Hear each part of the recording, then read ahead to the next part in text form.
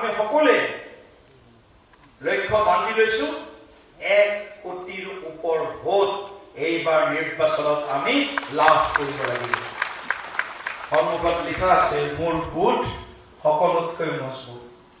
দুটা মন্ত্ৰই আমি হাৰগত কৰি অহা 100 দিন বিৰাম বিশ্ৰামহীনভাৱে তৃতীয়টো কাৰ্যকালৰ বাবে অসমত ভাৰতীয় জনতা পাৰ্টিৰ নেতৃত্বত NDA চৰকাৰ প্ৰতিষ্ঠা কৰাৰ কাৰণে সকলোৱে আমি এই 100 দিন কাম কৰিব লাগিব।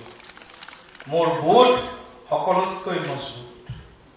আকৌ এবাৰ বিজেপি চৰকাৰ, আকৌ এবাৰ বিজেপি চৰকাৰ অহাটো নিশ্চিত। ৰাইজৰ হৈ আমি কাম কৰিছো।